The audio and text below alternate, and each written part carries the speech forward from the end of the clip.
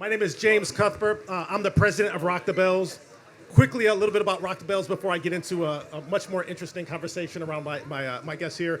So Rock the Bells was initially started around 10 years ago by LL Cool J. He looked out into the world and he saw all these different cultures being celebrated, specifically rock. And rock has all these institutions like Rolling Stones and Hard Rock Cafe and Rock and Roll Hall of Fame, and none of those existed for hip hop. So his thought was, what if we started a company focusing on elevating classic and timeless hip hop? What would that look like? So today, Rock the Bell does content, commerce, and experiences that elevate the culture. And we've invited 14 different icons, everyone from Eminem, Run DMC, etc., Roxanne Shante to be part of our community. And today we elevate the culture in partnership with some amazing brands, etc. So that's enough about Rock the Bells and myself. Would love to introduce some amazing panelists and guests that we have today. We will start with George Howell.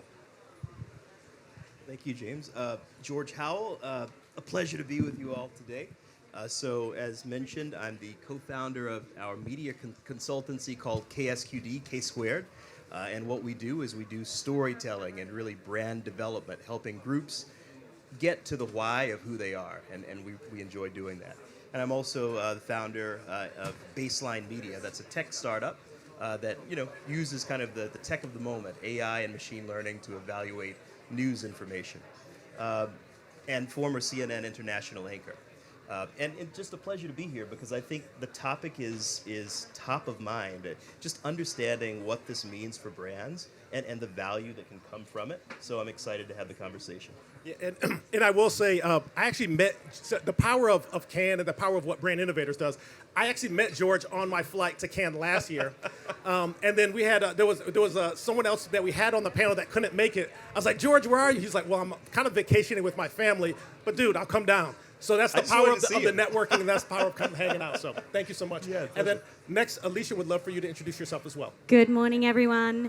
My name is Alysha Yuille. I am the SVP of content at Carat. So we're like a little unicorn agency that sits within the bigger agency of Carat, powered by Dentsu, and we are really responsible for anything that is what we talk about as like a deeper level of storytelling. So we really care about the audience first, insight-driven ideas that can come to life to really drive the P&G business forward. So excited to be here today to talk all things culture and storytelling.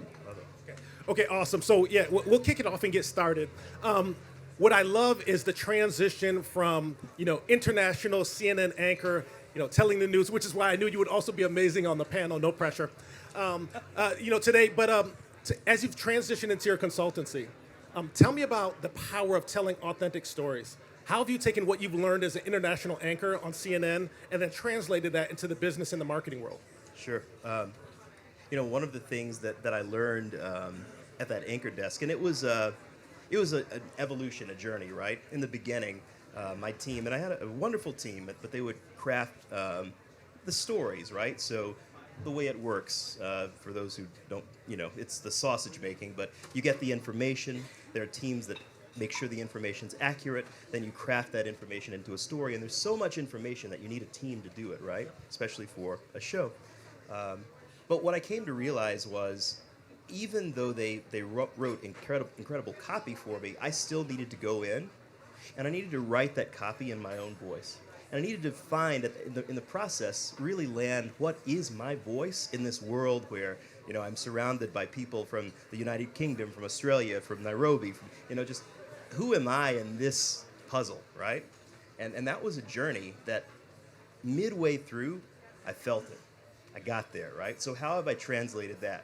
What we do now is we take that same philosophy. It's really understanding who is the brand now, what are they putting out there, but then how do we translate that stuff into the true essence of the voice? What is the why? Why are you there? Who are you? And getting to the nut of that quickly simplifies a lot of the messaging. It makes it more relatable. It makes it sharper, right? And it makes it more connected. So that's kind of what we do. Okay, awesome. Thank you so much. And then Alysha, I wanted to say something else each time, but I got Alysha Keys. I memorized it now, so I know how to say your name. So, I'm just like her, guys. I can sing like her as well. so Alysha, I would love to know from your perspective, when you think about driving relevant, telling relevant stories and leveraging cultural insights, tell me about what yourself and what Carat does and how you do that, today and especially in this global marketplace. Yeah, I think when we use the term global, I think it starts to get a little overwhelming and it seems a whole lot bigger than it actually is. But I think we've got our phones in our hands constantly. We have access to the World Wide Web. We are already globally connected and influenced by culture. And I say that as an Australian living in America who travels a lot. And I think it's important to keep up with global trends, but I also think it's actually more important to reach the audience where they're already choosing to spend their time and really think about how you're adding value to their media experience. And we do that through the lens of passion points. And I think passion points are a concrete example of culture. They're the things that people spend their time doing, what they spend their money on, where they give their attention. And I think we have sort of thought about, since the pandemic, I think that prioritization has come through the lens of recalibration. So people are dedicating time to the things that actually add more value to their actual experience, and that includes media. So I think when we're inundated with content, our content expectations are so high, the only way to break through is through connecting to culture, and that is happening at a global level anyway. Okay, and speaking of connecting to culture, I always say at Rock the Bells, and I've said this in my career, whether I was at Coca-Cola or Red Bull and the different places that I've been, is, global popular culture is hip-hop culture. The United States' #1 import is our culture. It's our music. It's the way we are. It's the style. It's the dance. It's the entertainment. It's all the things that we do that makes us revered worldwide. And this year, on August 11th, is the 50th anniversary of hip hop, which for some might make you feel old. For me, particularly, it makes me feel a little bit old. But I'm really excited because I think it's an opportunity to celebrate kind of the vast impact that hip hop has had on global popular culture. So, given that it's the 50th anniversary of hip hop, I would love to hear from your standpoint how you think hip hop culture is going to continue to impact the type of stories that we will tell and the communities that will tell them to. I'll start with you, George. Yeah, sure. To your point, it's hip hop is culture. It is a culture, and just as it started in New York and now it is global, it was and is today a reflection of the consumer. It was a reflection of the people. This is what people are saying, whether you like it or not, right? This is what is happening in the moment. If you want to tap into it, listen, right? So now you're seeing that around the world. You've got French hip hop, you've got hip hop in different parts of that. It's everywhere, right? And everyone's getting that opportunity to share their perspective, their stories, what's important to them, what's not important to them, what are social issues that are important. It's all out there, right? So where does it go from here? How does that continue? I think what you see these innovators, storytellers, people telling the stories of what's happening around the world. You see them now stepping into these new platforms. You see them taking on, there's one group we worked with, did some discovery with them around how can you take your experience, your brand equity, and your desire to tell a specific story to the metaverse, right? And how can you build community and build connection and loyalty there? So, I think you just see these innovators, these original hustlers, right, getting into these spaces and really leading the way in some pretty profound examples.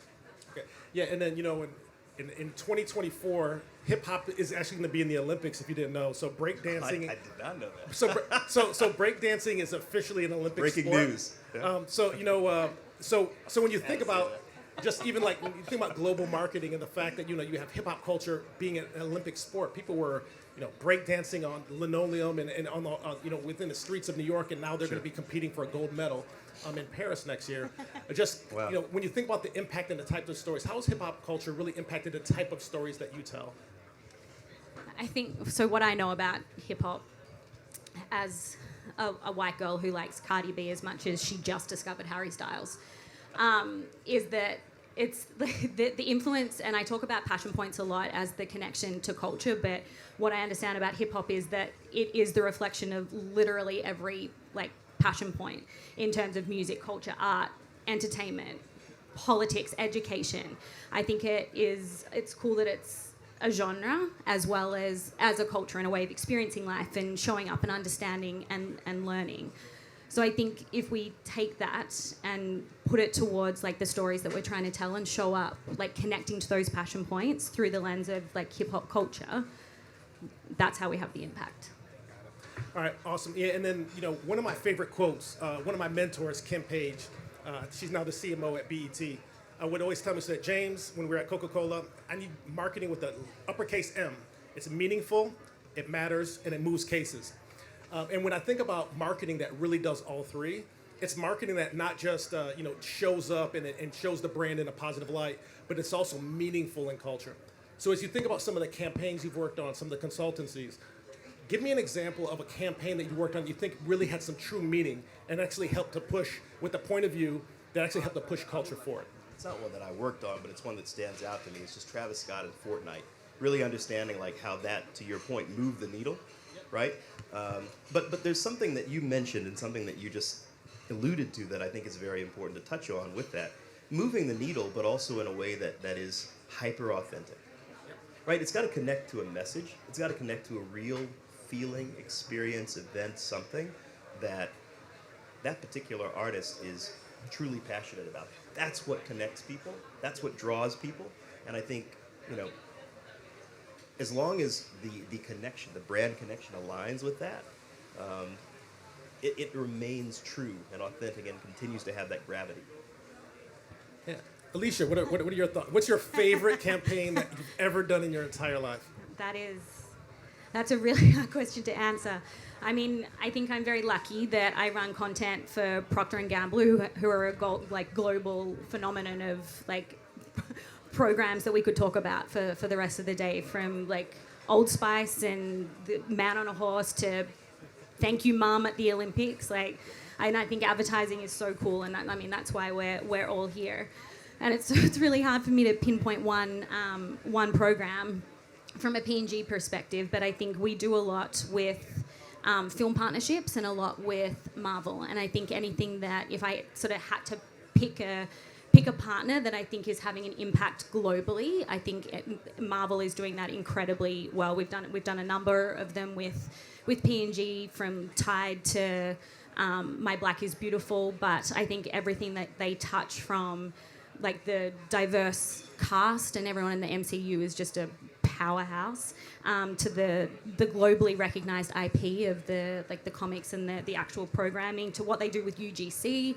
It's incredible what they did for Civil War. They created that like online battle. Are you like Team Iron Man or Team Captain? Like what they, I think, from moving the needle, what they did with MasterCard a few years ago with the like capturing fandom with the actual credit cards and I think it was like 3% cash back on entertainment purchases, like doubled entertainment spend.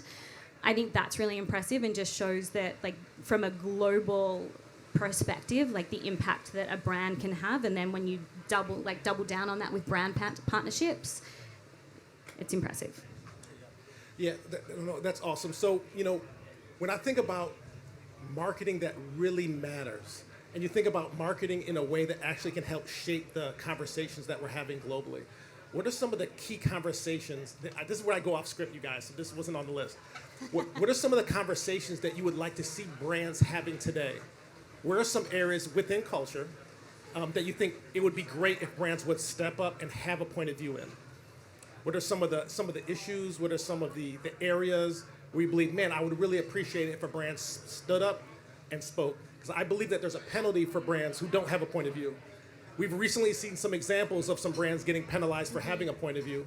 But what are some of the issues and some of the areas you would love to see brands step up and have some conversations around? Again, working on P&G allows me to say that I think they do, and we do, an incredible job a lot of the time around having the sometimes difficult but also really important conversations, whether it's race, whether it's diversity, whether it's like period education. I think a lot of the work we do from a P&G perspective really does drive some of those conversations forward. So I think it's just about continuing to have those conversations and the right brands showing up with the right message at the right time to actually have that relevancy, but also resonance, like plus representation on top of it. I was looking something up because, to your point, there's something that really stood out to me just a couple of days ago that I saw with UNICEF. But what would I like to see more of? Just people, brands, speaking truth, right? And one thing that I saw from UNICEF USA, America's character, culture, and identity are shaped by black leaders. And this is an ad that they placed for Juneteenth, which is a celebration in the United States. But it's a bold, but for some provocative, which is surprising me, but an honest and relevant and important thing to be able to say.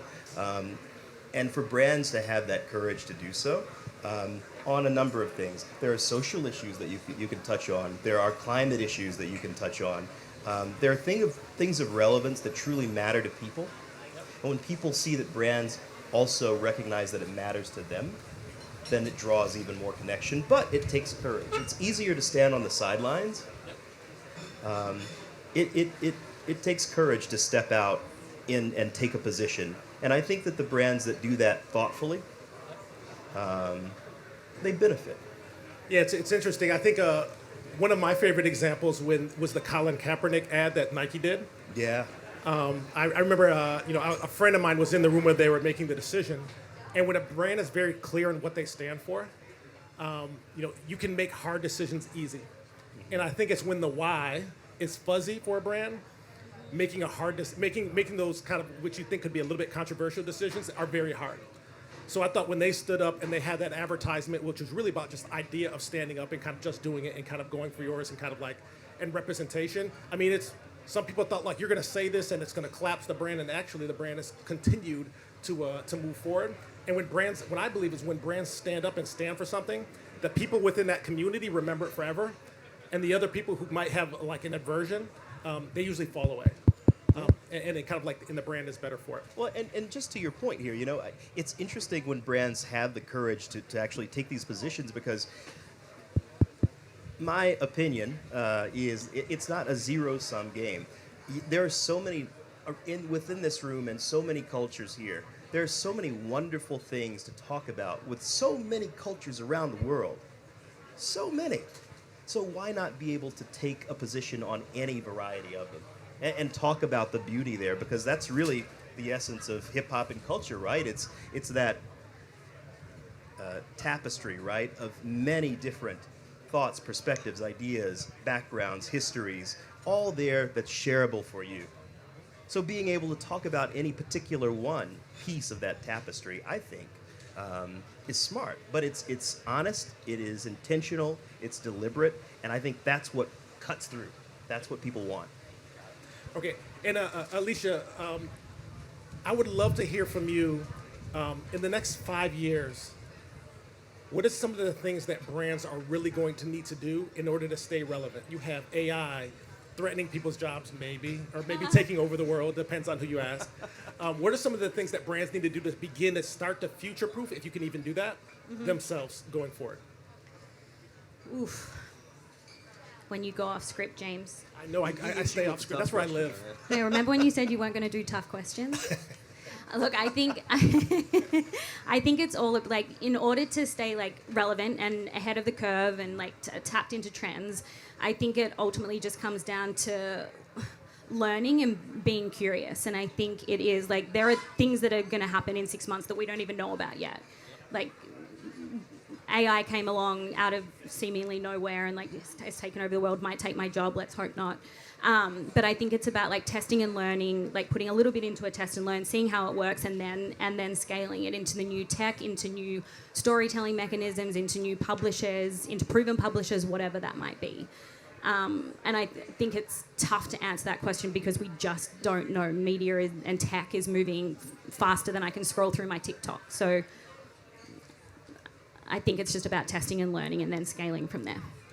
And then last one I'll say, and George, I think there's, as you transition your career from international CNN anchor and the notoriety and kind of having that seat into kind of working for yourself. And in this world of media, what are some of the, just walk me through quickly, and this will be the last one, but I would love to understand kind of like, what is the driver of making that change? Coming over into this world here when you were, seemingly in a very comfortable position. You hit me with a tough question. Thank God. I loved that job. I loved that role. I'd always wanted to be, I don't know if for those from the United States, there was a news anchor for CBS, Dan Rather, who now is a friend, and I'm always surprised and honored by that. But I always wanted to be like him and just have a straightforward news show. And I got to do that. I got to have this role. And when I got there, after some time, the question was, well, what's next? And I looked around, and there was nothing more that I wanted. There was no different time slot. There was no different network. This particular show that aired in the U.S. and globally was all that I wanted. So, okay, am I comfortable just staying here, or is there more? And I kept coming to the conclusion there was more. But why was there more? Because I had that passion to get into the clay, right? To keep asking the questions, not to settle in this one place and say, this is it. So I just made the decision. My wife and I talked about it a lot. We both have, we're both global citizens. So we decided, let's end it here. So I quit while things were great, right? And on my own terms. And I went into this new world where we can take a lot of the storytelling learnings and understandings that, I've developed in news. Christian, my wife and co-founder of KSQD, she also has a very distinct eye when it comes to design and brand development. Take that knowledge and now apply it in places where we can offer fresh perspective. It seems fun, right? To go in and take some of the, companies are trying to find their way. We're all trying to find our way, right? But to cut through a lot of the corporate speak, get to the why, and just watch that breakthrough. That's fun. So, and we can do that over and over and over. So that does that answer the question? That completely does. So yeah. I want to say a huge thank you, George, Alysha, for spending some time with us. Thank you to Brand Innovators. I appreciate you all. Yeah, thank you guys. Thank you. If anyone has any questions, would love to take a few here. I have one that I just would love to just get your thoughts on. So, the idea of penetrating the culture, I think, is important for brands and having a POV. But, recently the issue with Bud Light, where the person who took a risk is lost their job and whatnot. So, how do you think about having a voice, getting in the culture, but threading the needle in a way where you're not going to put your own job at risk or your own business at risk? Like, is there some kind of tips you can talk to about how to think about that? Because obviously you can be controversial, and brands like Nike can probably do it in a way that others can't because it's kind of in their ethos. But generally speaking, you have a lot of brands here who would all like to get more into the culture and do things that really get people talking. But how do you do that without getting in trouble? Yeah. So I'll take a first stab at it. I'll say this. I have a very elevated viewpoint of what I think a marketer is. If you're in marketing, you literally are shaping how people think and feel. So if you're not willing to lose your job for something you believe in, then you should probably find something else to do. Yes. We're not in the market of Amen. selling things. We're in the market. Great marketing, it's about what you sell, but it's really about beliefs. And we say great brands give you something to sell, but they also give you something to believe in. So you're holding the ability to change how people perceive things.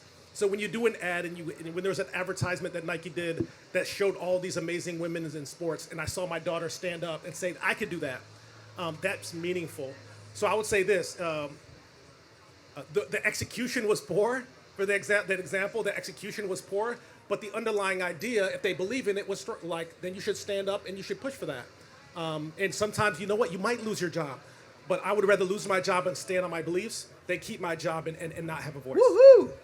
I almost think that's I almost think that's more about the leadership of the company to enable people to be comfortable enough. Because I don't think anyone should have to risk their job every time, especially at the more junior level. I think the leadership really needs to enable that kind of thing and say, look, you've got the chance. But anyway, thank you guys. Thank That you. was great. Thank you. Yeah.